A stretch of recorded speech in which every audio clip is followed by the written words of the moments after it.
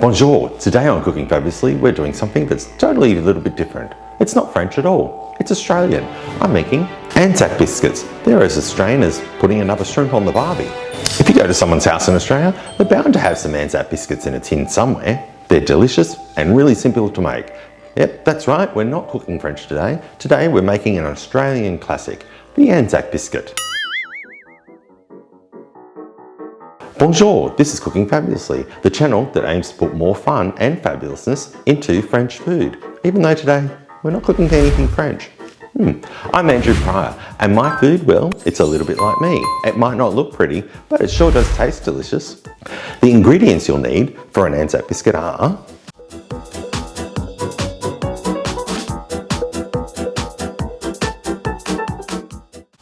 the first thing you'll need to do is you need to set your oven to 150 degrees Celsius. And you want to make sure you've got your racks on the bottom and middle shelf because you'll be using both of them. I've got 2 baking trays over there lined with parchment paper. You need to get those ready before you start making the Anzac biscuits. To start with, we need to melt our butter. So, in a small saucepan, on a low to medium heat, you want to add your butter, and your golden syrup. Now, if you can't get golden syrup, you can use a mixture of honey and treacle, or even maple syrup if that's the only thing you can find. The golden syrup is going to help to give it that lovely golden texture and also the flavour. So if you use maple syrup, it might not be an Anzac biscuit, it might be more of a maple biscuit. And whilst that's melting, you just want to pop the kettle on because you're going to need some boiling water. And in a large bowl, we want to add our oats, our desiccated coconut, flour, and the caster sugar. And just give that a good stir to combine.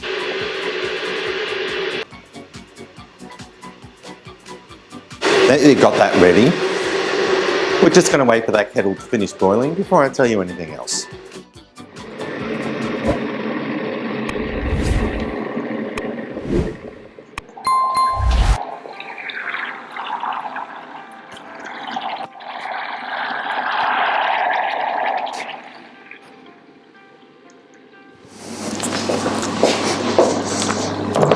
Right, so our butter's melted, our dry ingredients are mixed together, and our kettle's boiled. So very carefully, just move that to the side, the dry ingredients. I want you to measure out 2 tablespoons of the boiling water.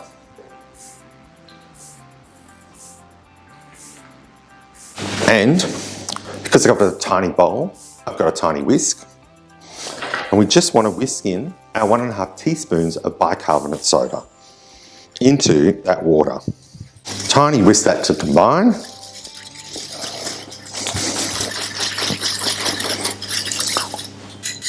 And then we're going to add this to our butter and golden syrup mixture.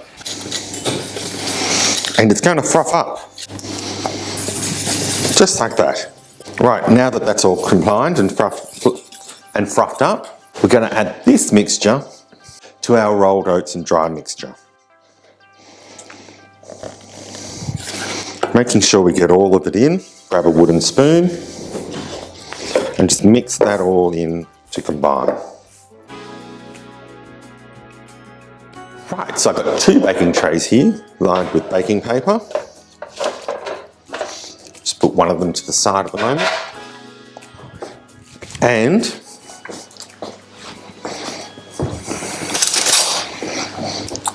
with a teaspoon, you just want to get some of the mixture. And make sure that your hands are nice and clean and moist. And you just want to turn them into round balls. Whoop, like that. Just about a teaspoon. Sometimes in the process I get a bit greedy and do them bigger than a teaspoon. And place that on the baking tray. Once you've got the mixture on there, you just want to flatten them down just a little bit. Now you can do that with your hands, you can do that with the back of the spoon. It's up to yourself. I'm not aiming for perfection here. I don't believe in perfection. They're not like a macaron. They don't have to all be perfect, but they're traditionally a bit of a rustic biscuit. And especially because they've got oats in them, it's hard to get a perfect round shape. So don't worry if they look like they're a bit cracked on the edges and stuff like that. It's all going to taste delicious in the end. That's the main thing.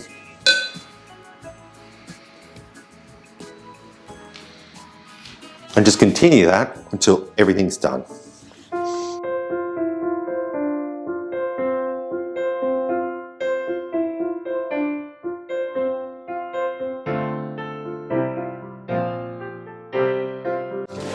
Okay, that's my first tray done. On to the next tray.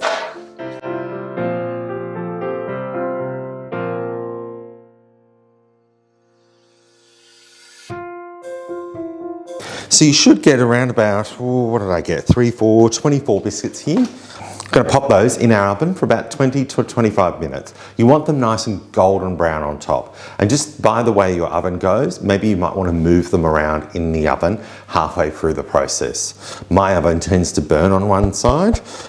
So if your oven does that, then just take them out and move them around. Okay, but they should be good in about 20 minutes.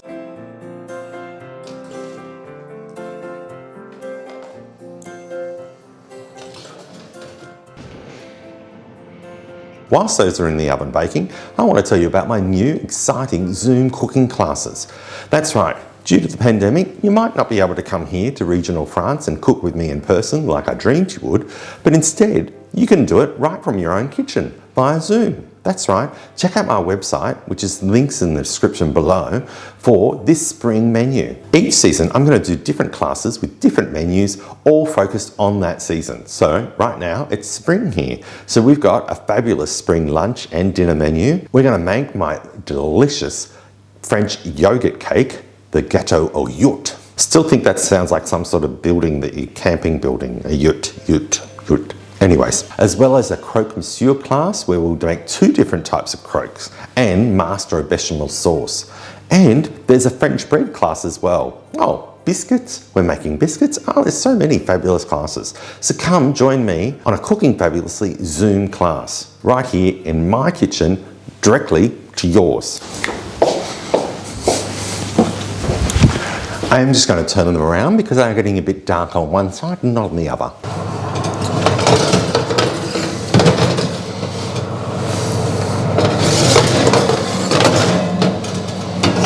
I also forgot to mention that you should make sure there's a bit of space in between each biscuit because they will expand. But if they do, no great big loss. When you take it out, you can just use a spatula just to separate them a little bit. Another 5-10 minutes and they should be good to go. Yum. Right, that's my timer done. We're just going to check on those biscuits. They could be a little bit more golden on top. What I'm going to do is I'm just going to swap them around because the top part of the oven has made the top ones go a little bit darker than the bottom one. So I'm just going to swap them around.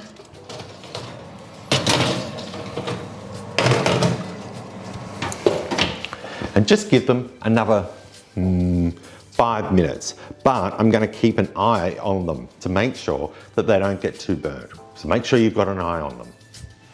Or if you've got 2 eyes, put 2 eyes on them. Right, that's another 5 minutes up. Yep, they're all good. So we're just going to take our delicious Anzac biscuits out of the oven. There we go. As you can see, they really did spread out a bit. Shut that oven, turn it off. And we're just going to leave those. I just like to leave the oven mitts actually on the tray slightly, not on the biscuit, but on the tray. And the reason why I do that is so that mentally I know that they're hot.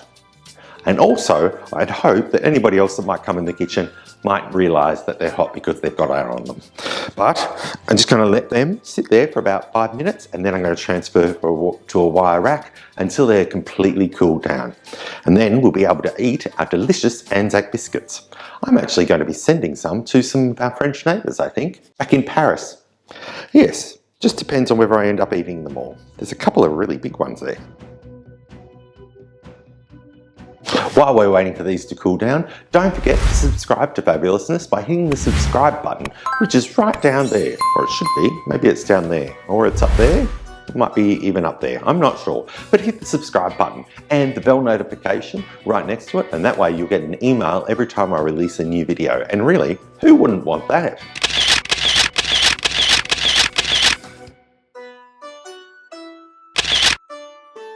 Press the like button and share me around with your friends. I love to be shared around, but more importantly, share this recipe for Anzac biscuits around with your friends. And remember, as I always say, whatever you do it fabulously. With me, of course, I'm cooking fabulously.